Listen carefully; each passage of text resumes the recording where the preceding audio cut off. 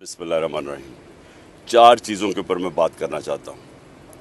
सबसे पहले कि जबकि मेरे पैर पे स्वेलिंग है, उसके बावजूद क्योंकि अदालत ने तलब किया है, मैं ये बताना चाहता हूँ कि हम अपनी अदालतों का एहतराम करते हैं। जो ये दूसरे नहीं जो कि सारा वक्त अगर फ़ैसला इनके लिए ना आए तो ये हर किस्म का ज़लील हरकतें करते हैं, प्रोपेगेंडा करते हैं जजेस के ख़िलाफ़। दूसरी चीज़, मैंने 3 दिन पहले लाहौर हाई कोर्ट को मैंने वाज़े कहा है कि 2 दफ़ा मुझे कत्ल करने की कोशिश की है, ये जिसको हम डर्टी हैरी कहते हैं। एक दफ़ा वज़ीराबाद, उसकी JIT की जो सारी फाइंडिंग्स थी उनको इसकी वजह से सैबोटाज किया गया क्योंकि फाइंडिंग्स इसी की तरफ जानी थी।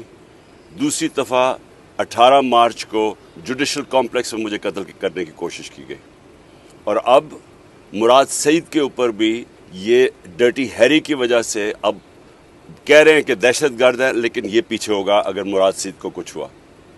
तो मैं ये वाज़े करना चाहता हूँ कि अगर मुझे कुछ हुआ, इसके पीछे ये होगा डर्टी हैरी और कोई दहशतगर्द नहीं, कोई और ये जो बताते हैं कि जी इनकी कोई बैरूनी एजेंसी से ख़तरा है। मुझे किसी से ख़तरा नहीं, मुझे इस आदमी से ख़तरा है और जो भी इसके साथ है।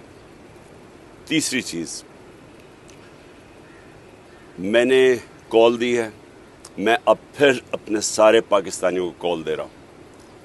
5:30 बजे परसों हफ्ते को आपने अपने महलों में, आपने अपनी गाँव में 1 घंटे के लिए निकलना है बाहर।